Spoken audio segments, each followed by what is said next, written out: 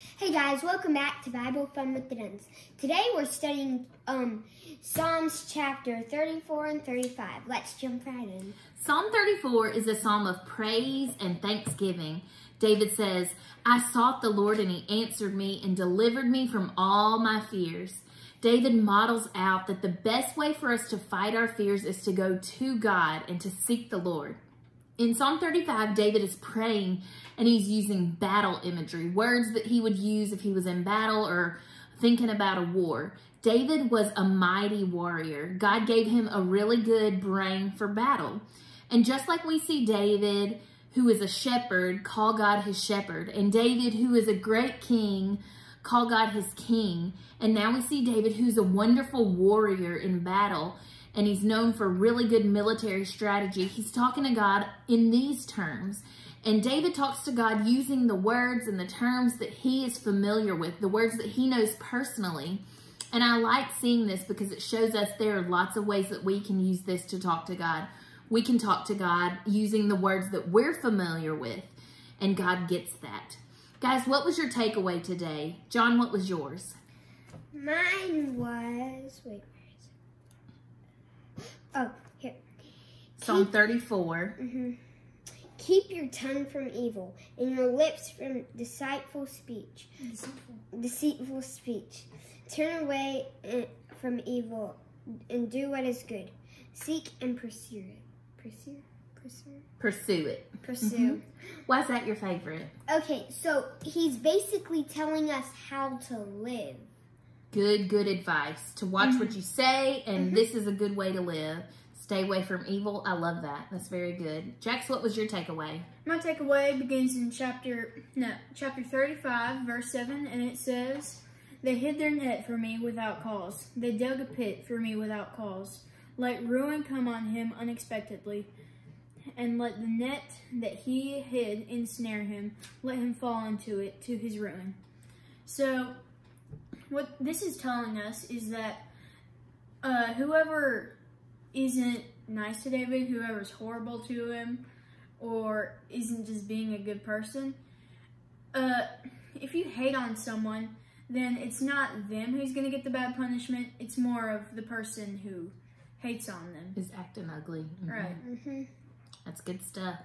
Well, my takeaway today has to do with fear, and that's what David is talking about in 34. Shocker. God knows that there are lots of times when we're afraid. He said at the beginning, I sought the Lord and he answered me and he delivered me from my fears. God knows that we're going to be afraid of things, and he promises to always be with us so that we don't have to be afraid. Remember a couple of weeks ago when we read Psalm 23, it said, When I walk through the valley of the shadow of death, I will fear no evil, for you are with me. We also talked about how God reminds us in his word over and over again that he's always with us. And I gave a list of verses to remind us of that. And many of those verses from that list we read not only tell us that he is with us, but they tell us we don't have to be afraid because he is with us. And so some of those verses I wanted to read to you. Deuteronomy 31:6 says, Be strong and courageous. Do not be afraid or terrified because of them, for the Lord your God goes with you. He will never leave you or forsake you. Joshua 1:9, my favorite. Have I not commanded you? Be strong and courageous. Do not be afraid. Do not be discouraged, for the Lord your God will be with you wherever you go. Isaiah 41:10. So do not fear, for I am with you. Do not be dismayed, for I am your God. I will strengthen you and help you. I will uphold you with my righteous right hand. And so some questions for you to think about and talk about with your family. Do you have things that you fear? This week, let's practice talking to God about all of those things. If you're someone who struggles with being afraid, maybe write these verses down on an index card. That's something that I practice. That's something I teach the boys to practice. If there's something you want to pray about or something maybe you struggle with, write the verses down that have to do with that on an index card, and you can keep them with you as a reminder that you can give God all of your fears and that God is always with you. Another great idea if you struggle with fear, and the reason this touches me and speaks to me and it's my takeaway so often is even as a little child, this is something that I struggled with. And so my favorite verse is Joshua 1:9. I memorized it as a kid. As someone who struggled with fear, I would fear silly things and worry about things, but to me it mattered, even as a kid.